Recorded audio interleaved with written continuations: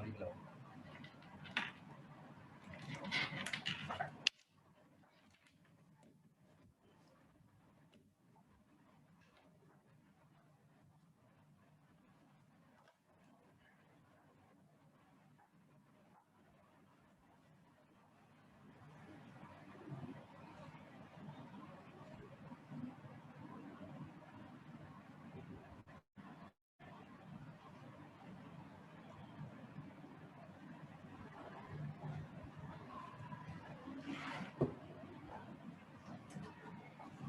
Class को बताया नहीं है सर, कर दिया मैसेज।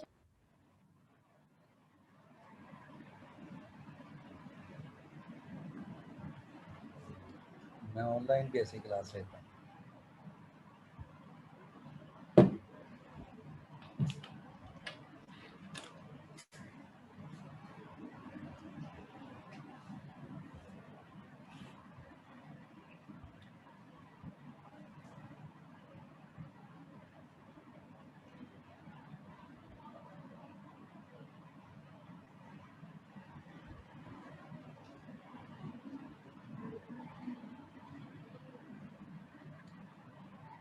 अस्सलाम वालेकुम सर।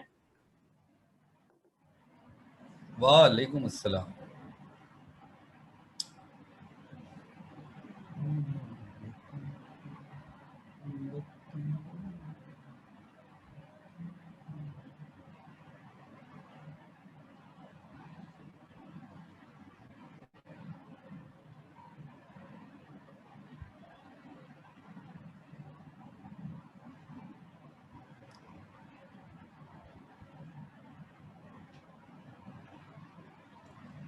करें स्टार्ट।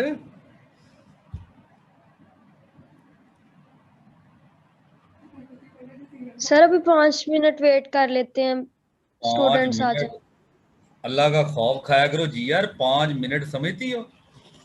सर चले जैसे आपको बेहतर लगे, मैंने कहा चले स्टूडेंट्स आ जाए। नाल ही है जैसे आपका दिल करे।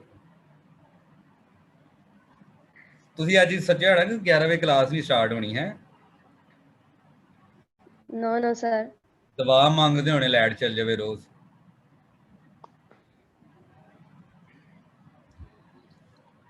जी कोई बात उतनी देर किसी ने कोई बात पूछनी हो पूछ लें।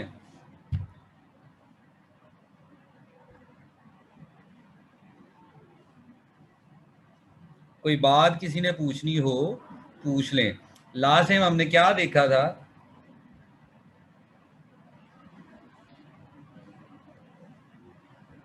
कोई बताना पसंद फरमाए।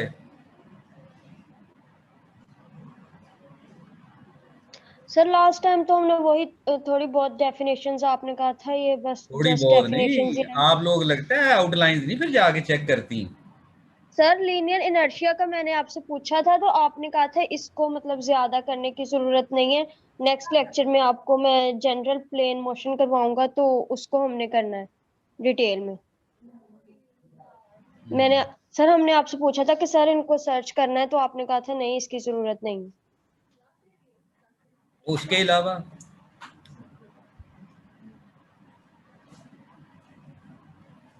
एक मिनट।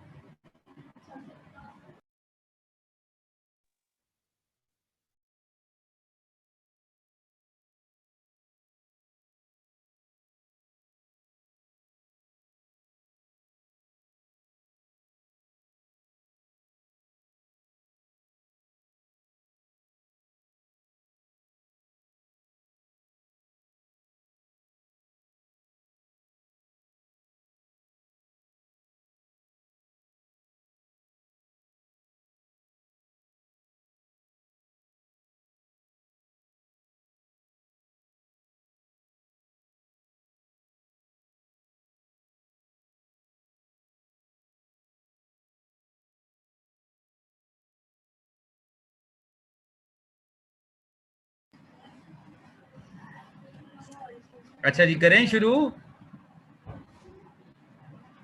Yes sir. हाँ जी सर।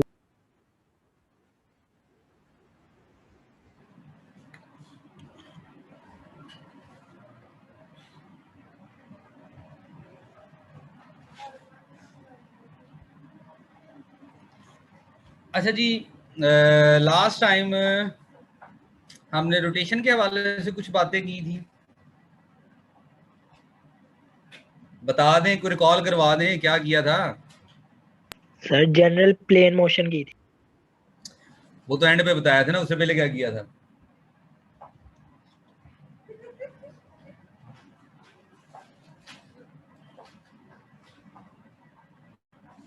उससे पहले क्या किया था?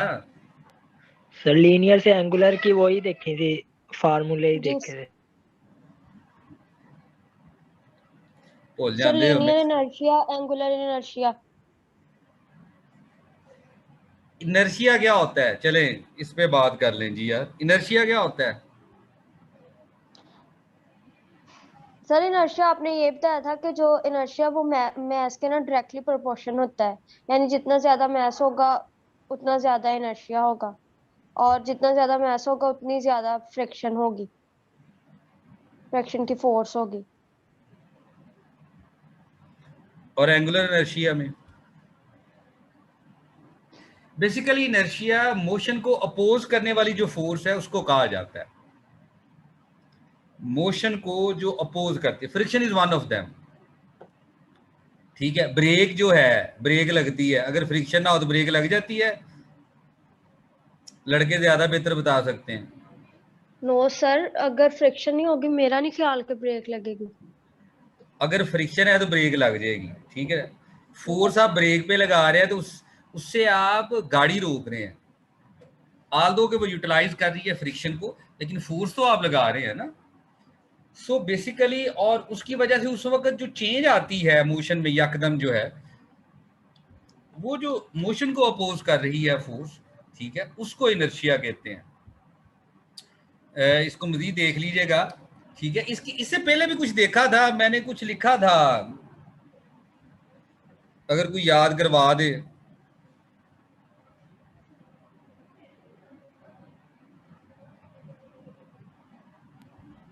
Sir general motion is equals to translation plus rotation, आपने कहा था ये नेक्स्ट लेक्चर में हम पढ़ेंगे। ट्रांसलेशन और रोटेशन पे भी तो बात हुई थी ना, यही अर्ज कर रहा हूँ ना। सर ये तो लास्ट में आपने बताया था कि जनरल प्लेन मोशन में हमने इन दोनों को डिस्कस करना है। हाँ जी, उससे पहले क्या तो किया था, यही कह रहा हूँ। इसका मतलब लेक्चर कोई नहीं नोट करता।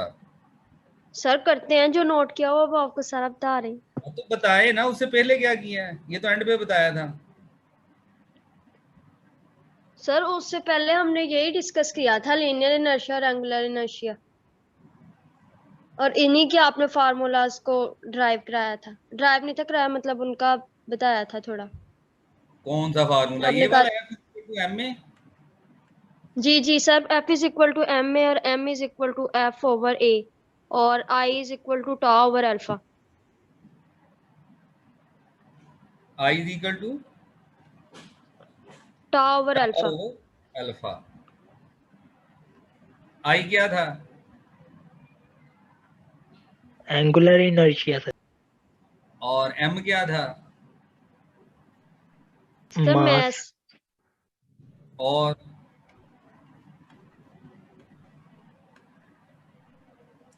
इसको लीनियर इनर्शिया भी कह लेना, मैंने ये कहा था, ये भी बताया था। Yes sir. जी जी सर, ये लीनियर इनर्शिया होगा, और ये I is equal to tau over alpha, ये एंगुलर इनर्शिया ठीक होगा। है, फोर्स है, और देखिए उसको डिवाइड आप कर रहे हैं। ठीक है, फोर्स वो वाली फोर्स है जो उसको मूव करा रही है, और जो बटे में होता है इसका मतलब है ये अपोज कर रही है, नेगेटिव है। तो बेसिकली इट्स अ रेशियो, जो इनर्शिया है ये उस इन द एंड हमें मैस मिलेगा ये इन दोनों की रेशियो से। या अगर हमें एक्सेलरेशन पता है और मैस पता है तो हम फोर्स का अंदाजा लगा सकते हैं, तो टोटल मोशन का लगा सकते हैं। मैस ज्यादा हो और एक्सेलरेशन अगर उससे ज्यादा हो रहा हो तो इसका मतलब है कि वो मोशन की डायरेक्शन में जा रहा है। और अगर एक्सेलरेशन नेगेटिव हो, नेगेटिव का क्या मतलब है, डायरेक्शन ऑपोजिट हो। मतलब ये पॉइंट है, ये इस तरफ को मूव कर रहा है, ठीक है, इसकी वेलोसिटी v है, तो जब ब्रेक लगेगी तो ये इस तरफ को मूव कर जाएगा ना, फिर रुक जाएगा या पीछे की तरफ जाएगा, और उससे एक्सेलरेशन जनरेट होगा। ठीक है, और वो नेगेटिव डायरेक्शन में होगा, इसका एक्सेलरेशन पॉजिटिव डायरेक्शन में है।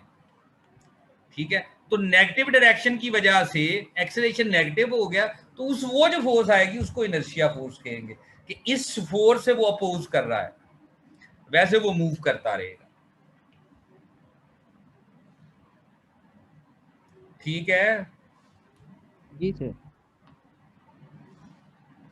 ठीक है। Yes sir. जी सर।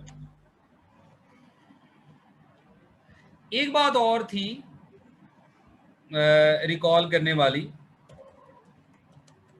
पिछले सेमेस्टर में भी पढ़ी थी, डायरेक्शन कोसाइंस। ये क्या होते हैं?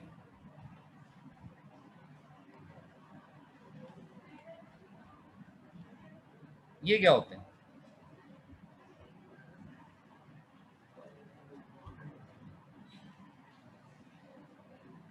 सर जो हॉरिजॉन्टल डायरेक्शंस में हो। क्लास हो रही,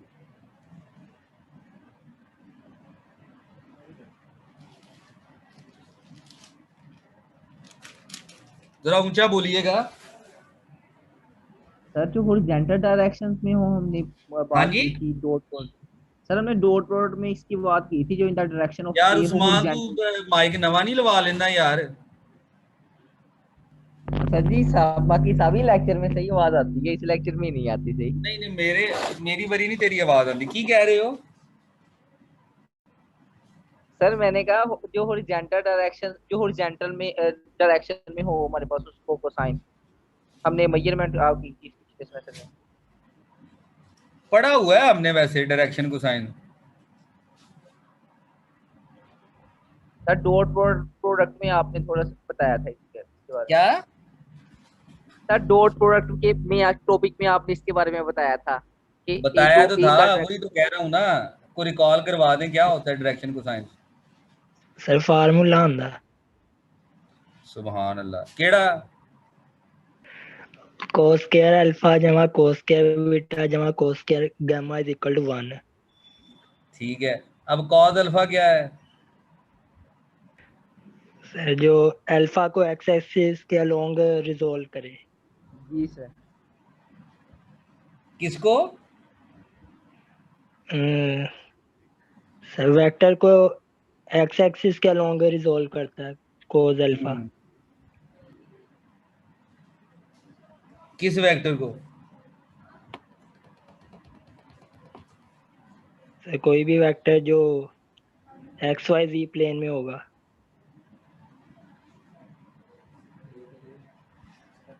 कोई हाल नहीं। और कोई?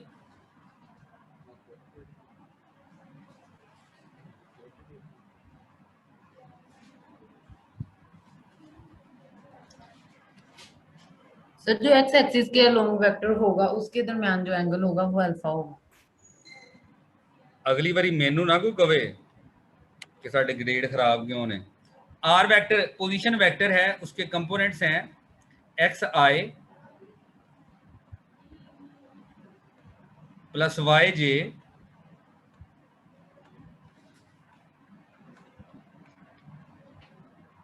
प्लस जी के। इसका यूनिट वेक्टर बनाएं।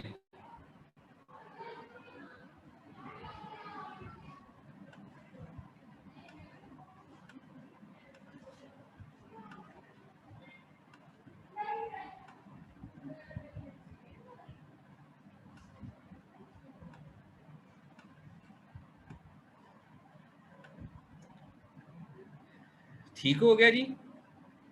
जी सर। यही होगा यूनिट वेक्टर इसका। जी सर यही है। Yes sir.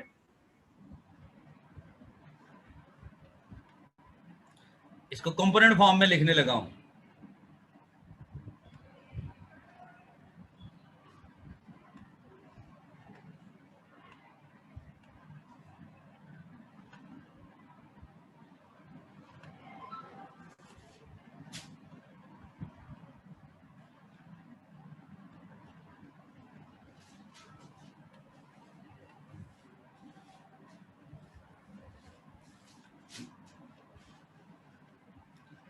ये हर दफा ना आपको याद करवाने पड़ते हैं, और फिर जब आप लोगों से किसी इंटरव्यू में पूछे जाते हैं, फिर आप कहते हैं जी हमें ना इंटरव्यू में फेल कर दिया उन्होंने।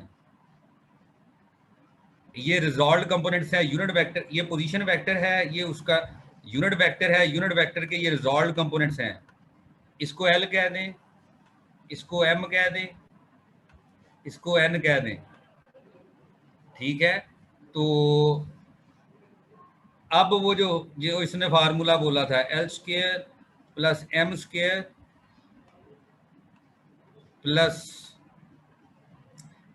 N square is equal to 1, और वो आ जाएगा।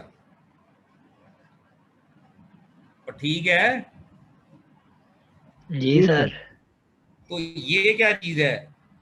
यूनिट वेक्टर का वो कंपोनेंट जो एक्स की डायरेक्शन में है,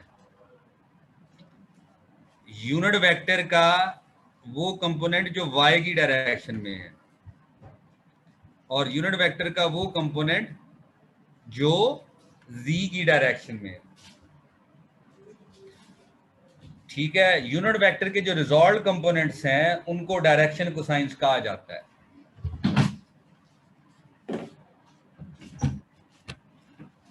और बात आ गई है समझ को, बोल दो।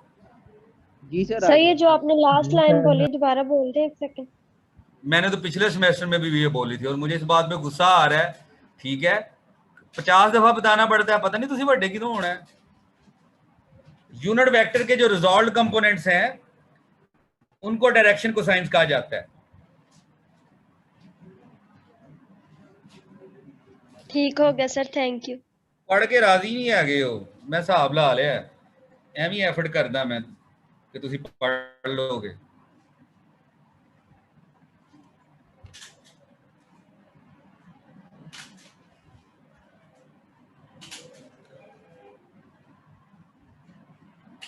जी और कुछ?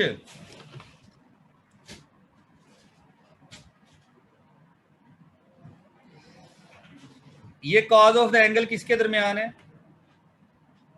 कॉज अल्फा कहते हैं ना, इसको कॉज बीटा कहते हैं, और इसको कॉज गैमा कहते हैं। तो बताना पसंद फरमाएगा अल्फा क्या है, बीटा क्या है और गैमा क्या है। ये पढ़ा हुआ है आप लोगों ने बिला वजह ना, अब आप लोग या नींद में बैठे हुए हैं।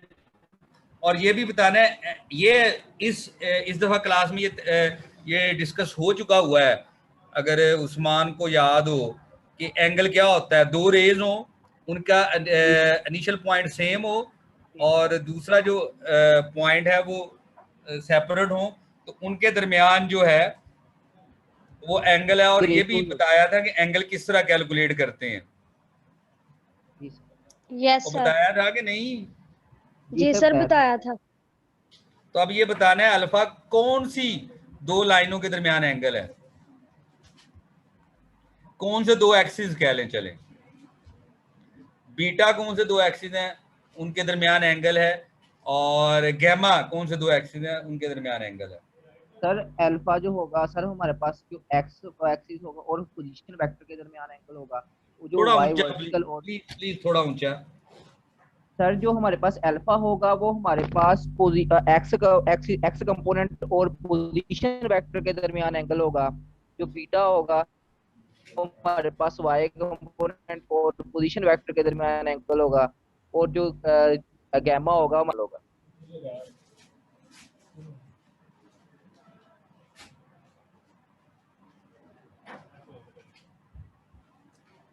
ठीक हो गया, बिल्कुल सही बताया। एक मिनट, एक minute.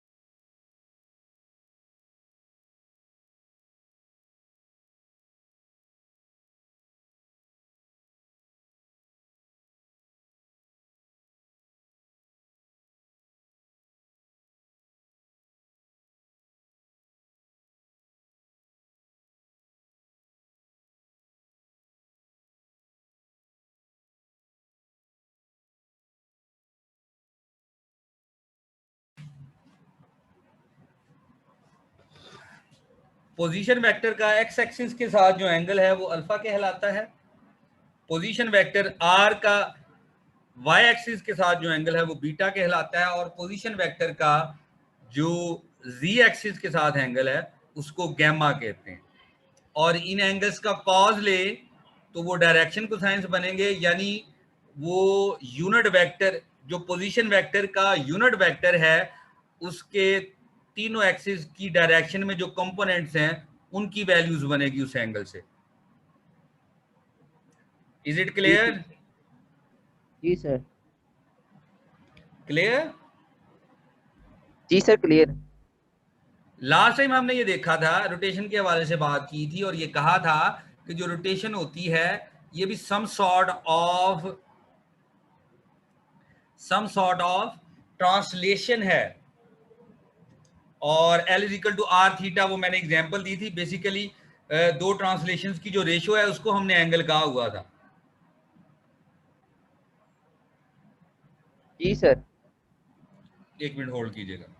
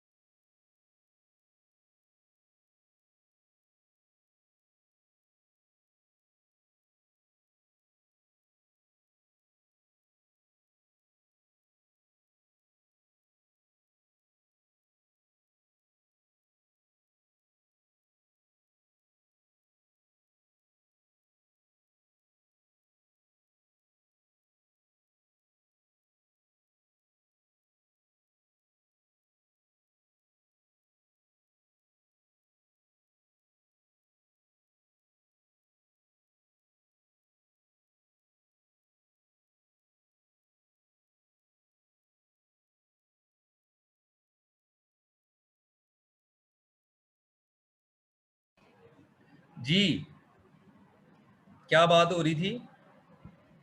Sir rotation is a sort of translation. कि नहीं वो भी सर ठीक है। एंगल का बता रहे थे आप?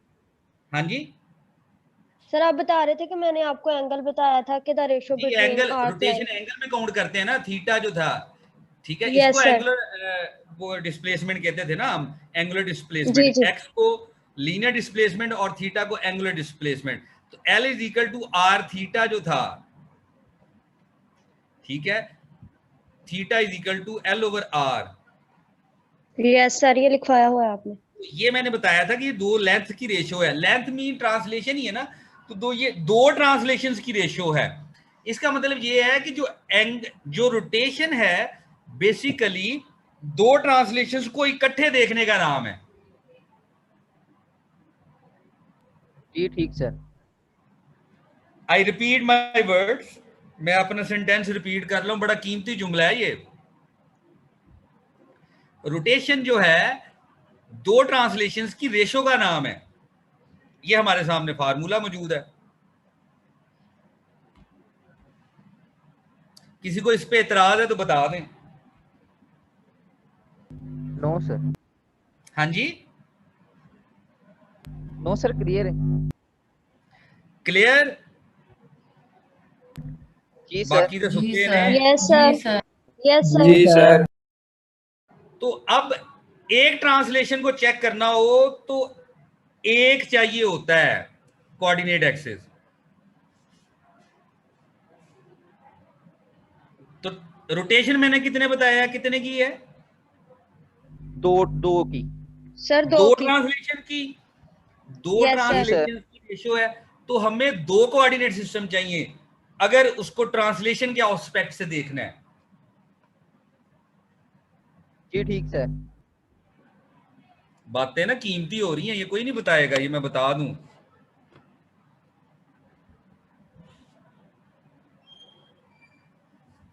रोटेशन दो ट्रांसलेशंस की रेशियो है। एक ट्रांसलेशन के लिए एक मीडियम एक कोऑर्डिनेट सिस्टम चाहिए, तो दो ट्रांसलेशंस के लिए दो कोऑर्डिनेट सिस्टम चाहिए।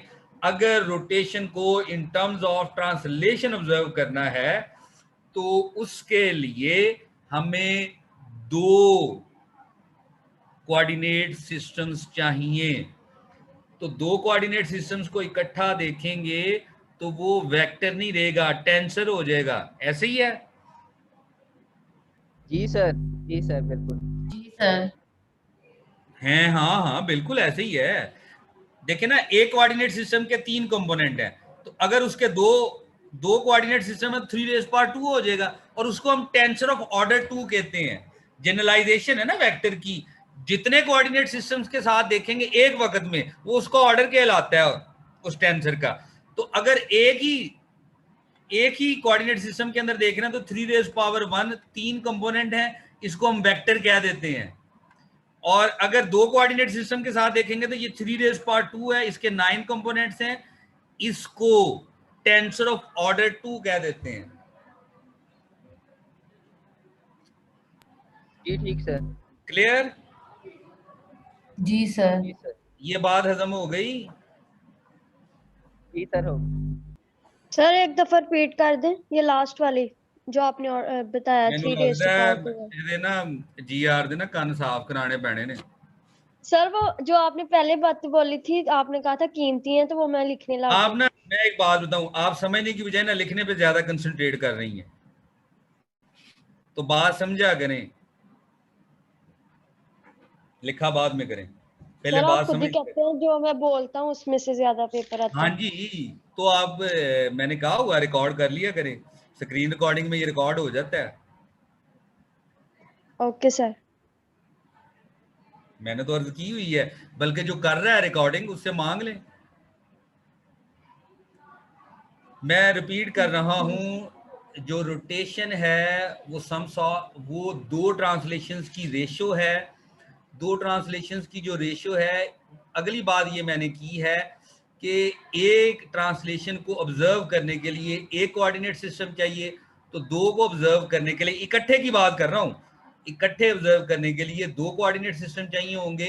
तो अगर दो कोऑर्डिनेट सिस्टम है तो ये टेंसर बन जाएगा, इससे मैट्रिक्स बनेगी, मैट्रिक्स बनेगी, कंपोनेंट्स नहीं बनेंगे। कंपोनेंट्स तो इस तरह लिखते हैं ना जैसे ये लिखा हुआ है, तो अगर वो टेंसर हो जाएगा तो फिर मैट्रिक्स बनेगी। मैं सारा क्लियर कर रहा हूं, वो मैट्रिक्स बन जाएगी। ठीक हो गया? उसके 9 कंपोनेंट्स होंगे, x11, मैं x से लिख रहा हूं फिलहाल, x12, x13 लिखने आते हैं? जी सर। Yes sir. ठीक है,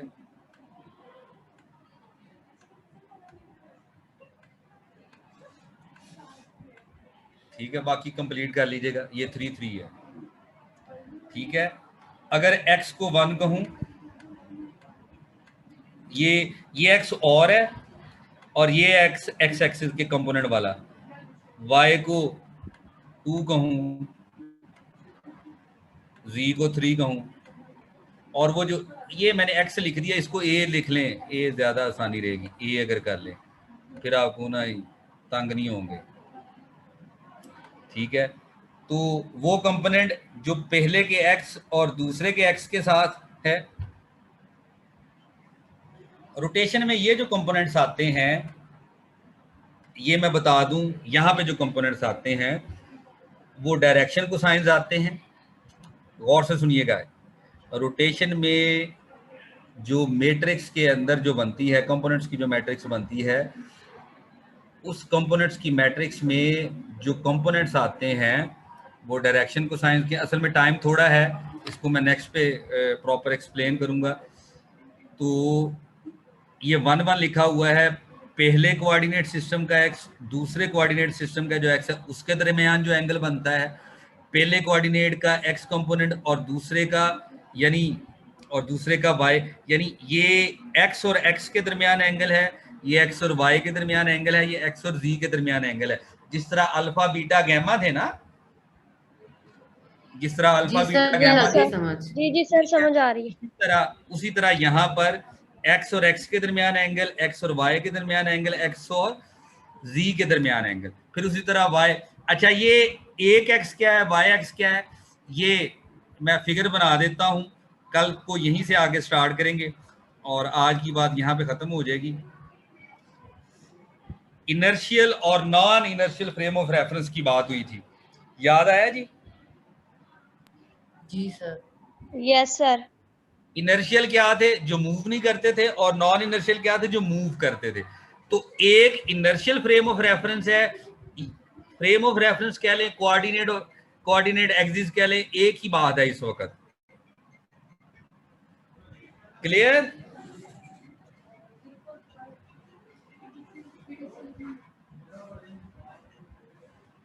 क्लियर?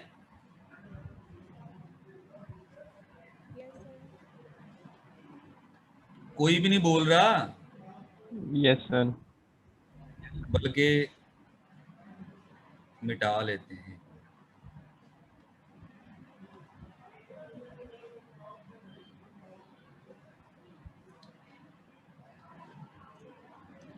ये एक्स एक्सिस, ये वाई एक्सिस, जी एक्सिस।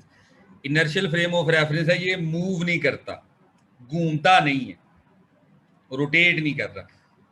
और दूसरा नॉन इनर्शियल ले लेते हैं, ओरिजिन फिक्स कर देते हैं दोनों का ओरिजिन ओ है। दूसरा जो फ्रेम ऑफ रेफरेंस ले रहा हूं, दूसरा जो कोऑर्डिनेट एक्सिस ले रहा हूं, वो रोटेट कर गया इसके साथ। ये x था अगर, तो ये x डैश हो गया, ये y था तो ये y डैश हो गया, ये z था तो ये z डैश हो गया। तो x रोटेट होके x डैश पे आ गया, इसको अल्फा कह लें, चलें। y रोटेट करके y पे चला गया, y डैश पे चला गया, वो बीटा हो गया। और ये जो है z जो है रोटेट करके z डैश पे चला गया। तो दो कोऑर्डिनेट सिस्टम है, एक है एक्स वाई जी, दूसरा है एक्स डैश वाई डैश जी डैश। ये मुख्तलिफ करने के लिए डैश लगाया है, इस डैश का और कोई मतलब नहीं है, ठीक है? जी तो सर, जी सर। ये कोऑर्डिनेट एक्सिस, ये दूसरा कोऑर्डिनेट एक्सिस, इन दोनों से इकट्ठा देखेंगे तो हमें रोटेशन ऑब्जर्व हो जाएगी। Is it clear? जी सर। जी sir. Yes sir. Yes sir. तो एक इनर्शियल है और दूसरा नॉन इनर्शियल है। ये इनर्शियल है, ये घूम नहीं सकता, सिंपल सी बात है। और ये घूम सकता है, ये रोटेट कर गया हमने दूसरे वाला। जो एक इनर्शियल फ्रेम ऑफ रेफरेंस है, दूसरा non inertial frame of reference, rotate हो सकता है। जी सर। क्लियर? तो दो जी सर। कार्टेशियन कोऑर्डिनेट सिस्टम लिए हैं, डिफरेंशिएट करने के लिए डैशेस लगाए हैं। अगर दोनों को एक्स वाई जी कह देंगे, मुझे कोई एतराज नहीं, मुझे समझ आ जाएगी। और यहाँ पे जो 1 1 लिखा हुआ है ना, तो ये और एक्स एक्स लिखा हुआ है, तो मुझे ये पता है एक एक्स पहले वाले का, दूसरा एक्स दूसरे वाले का। अच्छा, कई बुक्स में या कई जगह पे इनर्शियल के लिए स्मॉल यूज करते हैं एक्स वाई जी, और नॉन इनर्शियल के लिए कैपिटल यूज करते हैं, या वाइस वर्सा एक्स वाई जी। तो ये जो एक्स एक्स लिखा हुआ है ना, तो उसको फर्क करने के लिए कई एक्स एक्स इस तरह भी लिख देते हैं, ठीक है? तो ये समझना है कि एक इनर्शियल फ्रेम ऑफ रेफरेंस है और एक non inertial frame of reference है।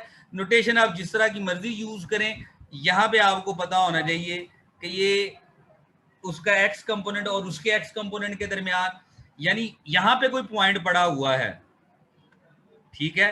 तो उसके इनर्शियल के लिहाज से कोऑर्डिनेट एक्स वाई और जी होंगे, और नॉन इनर्शियल के हवाले से एक्स डैश या कैपिटल एक्स, वाई डैश जी। तो नोटेशन को अंडरस्टैंड करना है, डिफरेंट बुक्स में डिफरेंट जगह पे डिफरेंट है, उसको उसके लिहाज से अंडरस्टैंड करना है। तो एक्स और एक्स के दरमियान जो एंगल है, ठीक है, वो यहाँ पे आ जाएगा। एक्स और वाई के दरमियान जो एंगल है, एक्स और वाई डैश के दरमियान जो एंगल है वो यहाँ पे आ जाएगा। इस तरह इसको डिफरेंशिएट किया गया हुआ।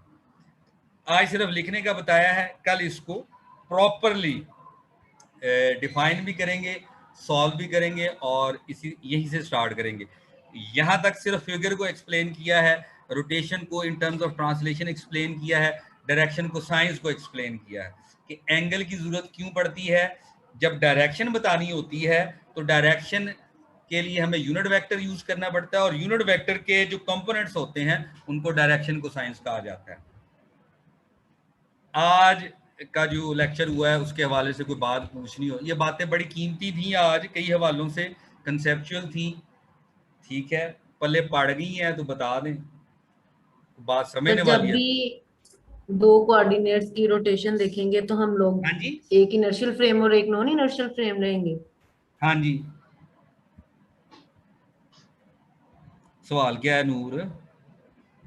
सर मैं ये पूछ रही हूँ कि मतलब जब भी दो कोऑर्डिनेट्स की रोटेशन देखेंगे तो ये हमारे पास मतलब फिक्स होगा कि एक हमने इनर्शियल फ्रेम लेना है और एक नॉन इनर्शियल फ्रेम लेना है। हाँ जी, हाँ जी, हाँ जी, ट्रेडिशन यही है, ट्रेडिशन यही है। जी सर ठीक है। दोनों नॉन इनर्शियल भी ले सकते हैं। लेकिन दोनों इनर्शियल नहीं ले सकते। हाँ, वो एक ही जगह पे आ जाएंगे ना जी सर। फिर अगर इनर्शियल लेने हैं तो फिर दोनों ये नहीं लेने, कार्टीजियन नहीं लेने, फिर एक कोई और लेंगे, सिलेंड्रिकल। कोऑर्डिनेट्स चेंज कर लेंगे। हाँ जी, सर फिर कोऑर्डिनेट्स चेंज कर लेंगे। हाँ जी, अगर दोनों इनर्शियल लेने हैं। जी सर ठीक है। सही कह रही हैं, कोऑर्डिनेट चेंज कर लें। कोऑर्डिनेट सिस्टम जी, और कोई मजीद को बात पूछनी हो?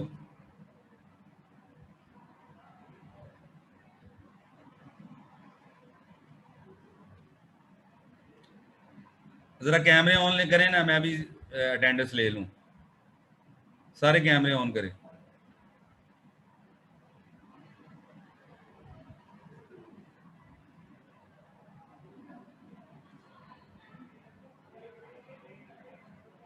अब देखो ना, मंजियां तो लम्बे पे ने सारे, चंगी पढ़ाई हो रही है ऑनलाइन। आपको पता है ऑनलाइन में ज्यादा लर्निंग हो सकती है, लेकिन आप उसे यूटिलाइज ही नहीं करना चाह रहे।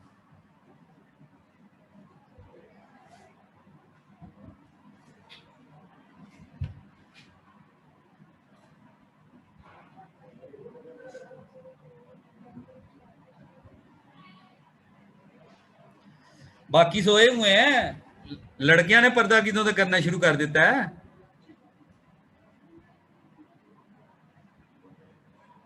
जरा कैमरे ऑन करें, मैंने अटेंडेंस लेनी है, 1 मिनट रह गया, ना हुआ तो बाकी सबकी एब्सेंट है फिर।